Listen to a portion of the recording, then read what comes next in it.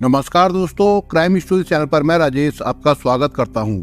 दोस्तों, आज मैं आपको अपराध की जिस वारदात के बारे में बताने जा रहा हूं, वो वारदात अलीगढ़ उत्तर प्रदेश में हुई थी। तो चलिए दोस्तों, जानते हैं इस वारदात के बारे में। 13 अक्टूबर 2021 की देर शाम को करीब 8:30 बज रहे थे। उत्तर प्रदेश के अलीगढ़ में सिविल लाइंस के पार रहने वाले तरुण अग्रवाल अपने छोटे भाई अरुण अग्रवाल, जो कि अलीगढ़ शहर की रमेश विहार कॉलोनी में अपने परिवार के साथ रहता था, उसके घर पर पहुंचा था। तरुण का घर अरुण के घर से मात्र 20 मिनट की दूरी पर था, जो वो अक्सर अपनी बाइक से तय किया करता था। दरअसल एक दिन पहले ही अरुण अपने दोनों बच्चों को तरुण के घर पर छोड़ने आया था और आज तरुण उनके कपड़े लेने के लिए अरुण के घर पर आया था। तरुण ने अपनी बाइक अरुण के घर के आगे रोकी और बाहर से देखा तो घर पर अंधेरा और काफी शांति छाई हुई थी। घर के बाहर बरामदे में बस एक लाइट जल रही थी, जिससे बाहर गली तक थोड़ी बहुत रोशनी फैल रही थी। बाइक से उतरकर तरुण बरामदे से होते हुए मकान के मेन गेट पर पहुंचा तो देखा कि दरवाजे पर ताला लटका हुआ है। दरवाजे पर ताला लटका देख तरुण को थोड़ी हैरानी हुई कि अभी तक तो डॉक्टर आस्था, जो कि अरुण की पत्नी थी, वो घर वापस आ जाया करती है। उसने डॉक्टर आस्था को फोन लगाया, लेकिन आस्था का नंबर स्विच ऑफ होने की वजह से कोई जवाब नहीं मिला। आस्था के बाद उसने अरुण के नंबर पर भी फोन लगाया, लेकिन अफसोस उसका नंबर भी बंद ही मिला। उसने मकान के बाहर बरामदे पर नीचे बैठकर 15-20 मिनट तक इंतजार किया, लेकिन घर खोलने के लिए कोई नहीं आया। काफी देर तक इंतजार करने के बाद हार मानकर तरुण ने अपनी जेब में हाथ डाला, अरुण के घर की चाबी निकाली और मेन गेट खोलने के लिए आगे बढ़ा।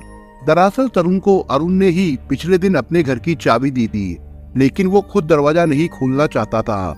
वो नहीं चाहता था कि गली मोहल्ले में अपने भाई के घर का दरवाजा खोलते हुए कोई उसे देखे और अपने मन में क्या क्या सोच ले। इसलिए दरवाजा खोलने से पहले काफी देर तक उसने इंतजार किया, लेकिन जब कोई उम्मीद उसे नहीं दिखी, तब जाकर उसने अपने पास मौजूद चाबी से दरवाजा खोलना बेहतर समझा। दरवाजा खोलकर तरुण ने सबसे पहले कमरे की सभी लाइट्स ऑन की। कमरे का सारा सामान ठीक तरीके से अपनी जगह पर मौजूद था। उसने सबसे पहले बच्चों के कमरे में जाकर अलमारी से उनके 2-2 जोड़ी कपड़े निकाले और अपने हाथों में मौजूद कपड़े के थैले में उन्हें डाल दिया। काफी देर तक बाहर इंतजार करने की वजह से तरुण का गला सूख गया था और उसे प्यास लगने लगी थी। क्योंकि तरुण अब घर के अंदर ही था, तो वो घर में किचन की ओर बढ़ा। किचन में पहुंचकर फ्रिज से पानी की बोतल निकाली और पानी पीते हुए उसकी नजर छत की ओर गई। छत पर उसने ऐसा कुछ देखा जिससे उसकी चीख निकल गई। वो इतनी तेज चीखा कि उसका शोर घर के बाहर गली तक पहुंच गया था। चीख सुनकर गली के लोग चौंकते हुए वहां आ गए और अरुण के घर के आगे जमावड़ा लगा लिया।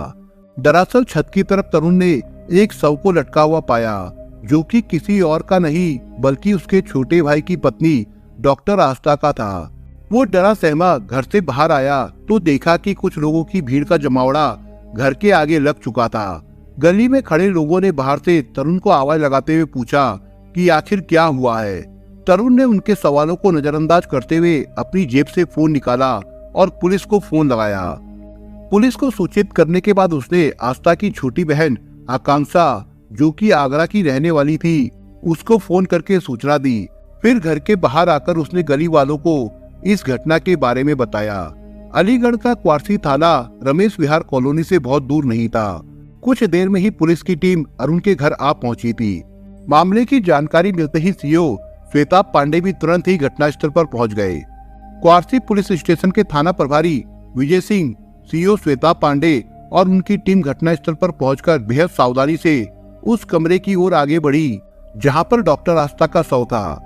उस कमरे में घुसते ही सीओ श्वेता पांडे को सड़ने की हल्की हल्की बदबू महसूस हुई। उन्होंने अपनी जेब से रुमाल निकालकर अपनी नाक पर रख लिया। जैसे जैसे वे शव के पास जा रहे थे, वैसे वैसे बदबू और भी तीखी होती जा रही थी। डॉक्टर आस्था के शव के पास पहुंचकर उन्होंने उसके शव का मुआयना किया। घटना को कुछ ऐसे ढंग से घटित किया था जिससे सबका ध्यान भटक जाए, लेकिन पुलिस की पैनी नजरों के कारण वो कामयाब नहीं हो पाया और पुलिस समझ गई कि ये मामला हत्या का है। श्वेता पांडे और थाना प्रभारी विजय सिंह के मन का शक पत्थर की तरह और मजबूत तब हो गया जब उन्होंने तरुण से मृतका के पति और बच्चों के बारे में पूछताछ की। तरुण ने उन्हें बताया कि एक दिन पहले ही अरुण अपने बच्चों को उनके घर पर छोड़कर कहीं चला गया था और बीते कल से ही उसका फोन भी नहीं लग रहा है। ये सुनकर पुलिस की टीम एकदम से हरकत में आ गई। अभी पुलिस की टीम घटना स्थल पर सबूतों के लिए खोजबीन कर ही रही थी कि आगरा से आस्था की छोटी बहन आकांक्षा भी अरुण के घर पहुंच गई। आकांक्षा को जब उसकी बड़ी बहन के मरने की जानकारी मिली तो पहली ही नजर में उसने इस घटना को हत्या करार दिया। जब श्वेता पांडे और विजय सिंह ने इस पूरे मामले को लेकर आकांक्षा से पूछताछ की तो उसने चौंकाने वाले तथ्य पुलिस के सामने रखे। आकांक्षा ने पुलिस को बताया कि उसकी बहन डॉक्टर आस्था और उसके पति अरुण के बीच काफी लंबे समय से नोकझोंक बनी हुई थी। उसने बताया कि अरुण आस्था पर बेवजह शक किया करता था कि उसका बाहर कहीं अफेयर है, लेकिन ऐसा कुछ भी नहीं था। अरुण का अपनी पत्नी पर इस तरह से शक करना आस्था को नागवार गुजरता था, जिसके चलते उन दोनों के बीच पिछले कुछ सालों से खूब लड़ाइयाँ होती थी। कभी कभार अरुण आस्था पर हाथ भी उठाया करता था। ये सब कहते हुए आकांक्षा ने अरुण अग्रवाल, तरुण अग्रवाल, अनुज अग्रवाल और अर्पित अग्रवाल पर आस्था की हत्या का इल्जाम लगाते हुए इन सभी के खिलाफ रिपोर्ट लिखवाई। आकांक्षा ने बताया कि आस्था पर शक करने का काम सिर्फ अरुण ही नहीं कर रहा था, बल्कि ये सब लोग आस्था पर हमेशा नजर बनाए रहते थे और झूठी बातें बनाकर आस्था को फंसाने का काम किया करते थे। थाना प्रभारी ने आकांक्षा से पूछताछ करने के बाद आस्था का शव पोस्टमार्टम के लिए भेज दिया। इसके बाद पुलिस मामले की जांच में जुट गई। क्योंकि ये मामला हाई प्रोफाइल था, इसलिए डॉक्टर आस्था के शव का पोस्टमार्टम जल्द ही हो गया। पोस्टमार्टम में पता चला कि डॉक्टर आस्था को गला दबाकर मारा गया था। उनके साथ इससे पहले मारपीट हुई थी, जिससे उनके शरीर पर कई जगह पर चोटों के निशान थे। पोस्टमार्टम में उनकी मौत का कारण गला दबाकर हत्या करना आया था।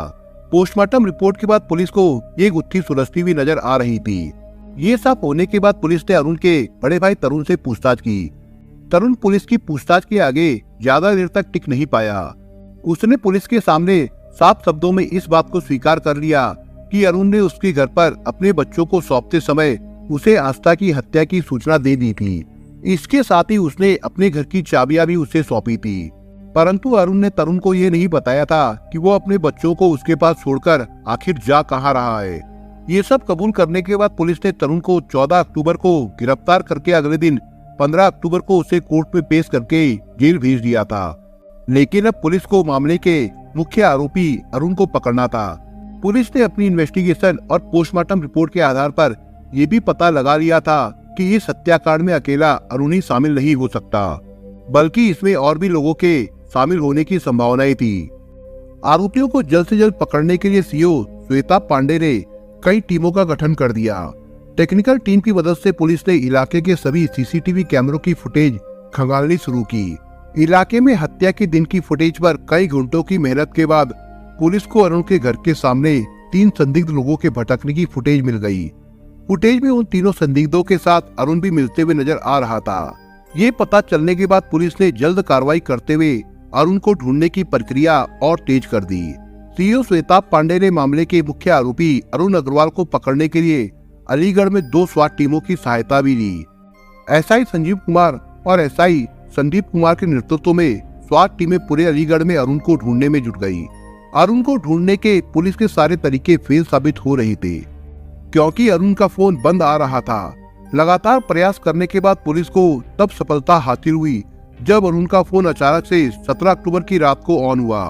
अरुण का फोन ऑन होते ही पुलिस की टेक्निकल टीम को उसकी लोकेशन का पता चल गया।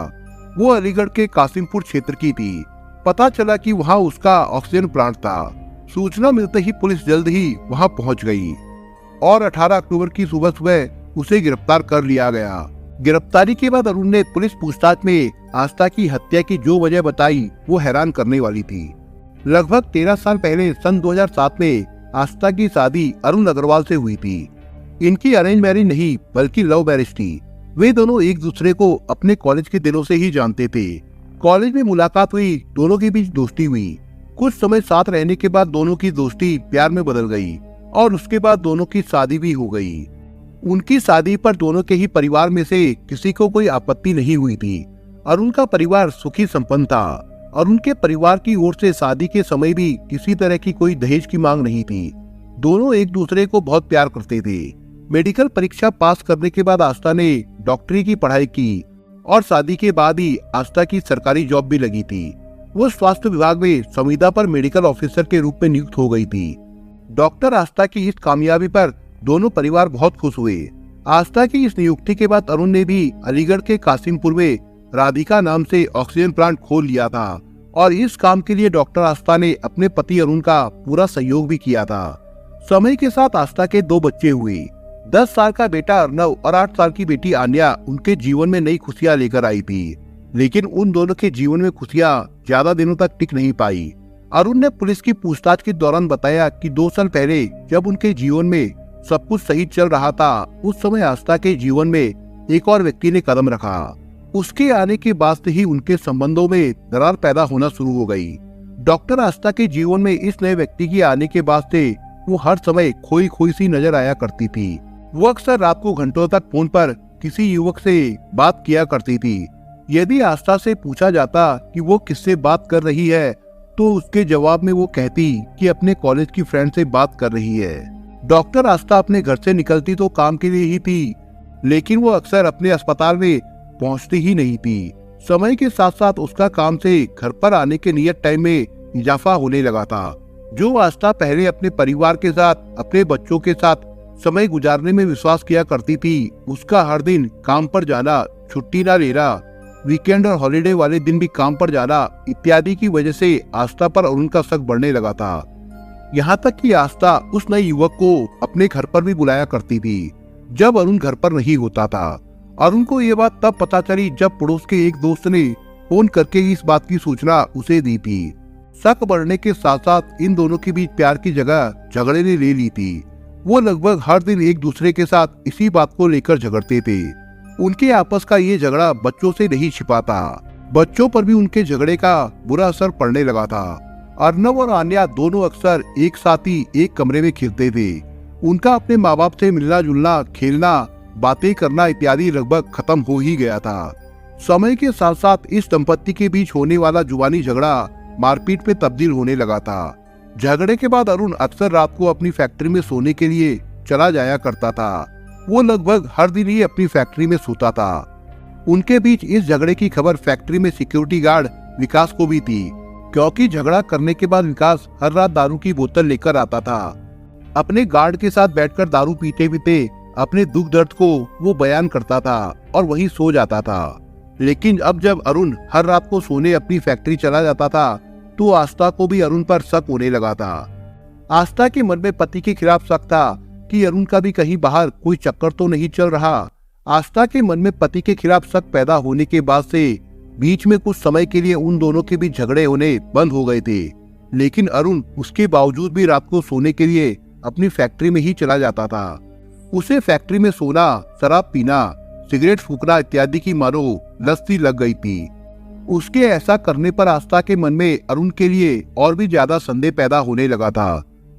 इस बीच वो अरुण को उसकी संपत्ति अपने बच्चों और उसके नाम करने के लिए दबाव बनाने लगी। आस्था को लगा था कि यदि अरुण का बाहर किसी और लड़की से संबंध हुआ तो कहीं वो उसे और उसके बच्चों को बेदखल न कर दे। संपत्ति ट्रांसफर करने की बात से अरुण खींच उठता था। वो ये नहीं चाहता था कि उसकी मेहनत से कमाई हुई संपत्ति को वो आस्था के नाम कर दे। इन सभी बातों को लेकर आस्था और अरुण के बीच एक बार फिर से 28 सितंबर 2021 की रात को झगड़ा हुआ। दोनों के बीच झगड़ा इतना ज्यादा बढ़ गया कि अरुण ने आस्था की पिटाई कर दी। उसी रात डॉक्टर आस्था ने अपनी उसी दोस्त को फोन करके अरुण के साथ हुई मारपीट के बारे में सब कुछ बता दिया, और वो भी अरुण के सामने। ये देखकर अरुण पूरी तरह से अपने होश खो चुका था। उसे समझ में नहीं आ रहा था कि वो क्या करे। देखते ही देखते कुछ ही पलों में आस्था का प्रेमी उनके घर पहुंच गया और उसने बच्चों के सामने आस्था पर हाथ उठाने के लिए अरुण को खूब मारा पीटा। इस घटना के बाद अरुण का गुस्सा 7वें आसमान पर पहुंच गया। उसने मन ही मन आस्था को जान से मारने का फैसला कर लिया। मार खाकर वो फैक्ट्री में विकास से मिला और उसे सारी घटना बताते हुए आस्था को जान से मारने के अपने विचार के बारे में बताया। विकास बेशक काम सिक्योरिटी गार्ड का करता था, लेकिन वो कई कॉन्ट्रैक्ट किलर को जानता था जो पैसे के लिए किसी की भी जान ले सकते थे। विकास ने अरुण को 2 कॉन्ट्रैक्ट किलर से मिलवाया, अशोक उर्फ टसन और पवन। दोनों से बातचीत कर अरुण ने 1 लाख रुपए में पत्नी को जान से मारने का कॉन्ट्रैक्ट दे दिया। अरुण ने 60,000 रुपए एडवांस में देकर दिन और टाइम तय कर लिया। 13 अक्टूबर 2021 की रात को वे चारों लोग अरुण की गाड़ी में सवार होकर उसके घर पहुंचे।